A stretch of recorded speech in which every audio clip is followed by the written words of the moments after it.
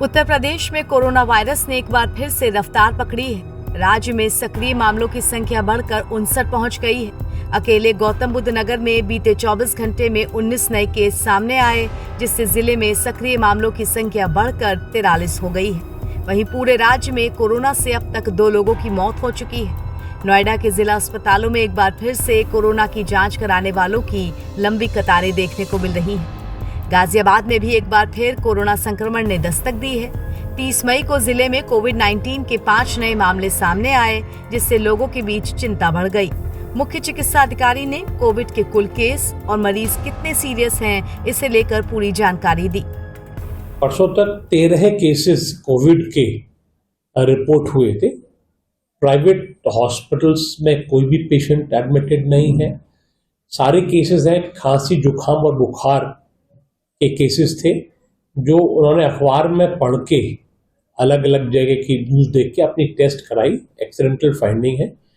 वो सिर्फ खुद पॉजिटिव है, घर के अंदर और कोई भी व्यक्ति उनके हैं कोई पॉजिटिव नहीं है। आपके माध्यम से जनता को ये कहना चाहूँगा, ये सिर्फ फ्लू वायरस है जो मौसम बदलने पे आता है और घबराने की बिल्कुल ज़रूरत नहीं है।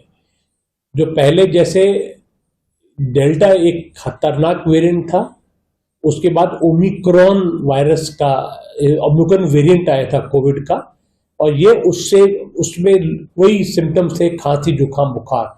ये जो वेरिएंट है ये उससे भी हल्का वेरिएंट है। 2-3 दिन लोग बीमार रहते हैं, खांसी जुकाम होता है, जो भी रूटीन दवाइयाँ होती हैं, पैरासिटामोल ले रहे हैं लोग बाग, एंटी एलर्जिक दवाई ले रहे हैं और ठीक हो रहे हैं। सर, आज तक अगर अपडेट बात करें तो टोटल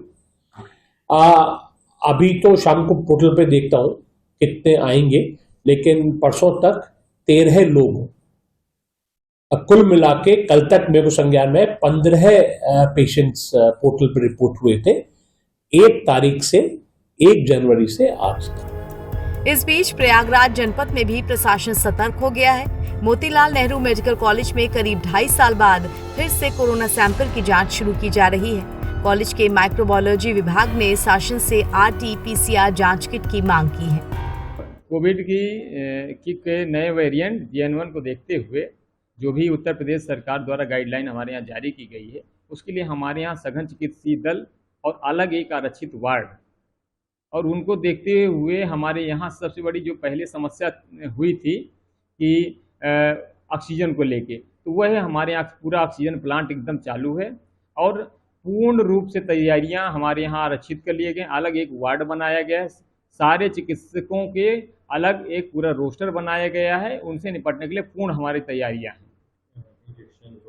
और हमारे यहाँ इंजेक्शन और किट सारी कुछ पर्याप्त मात्रा में अवेलेबल है, लेकिन अभी तक ऐसा हमारे पास कोई केस प्रयागराज में नहीं आया है और अभी कोई इतना घबराने वाली बात नहीं है। जहाँ की उत्तर प्रदेश में जब तक लेकिन 117 केसेस के ऊपर आ गए हैं और पूरे भारत में लगभग 1100 केसेस आ चुके हैं।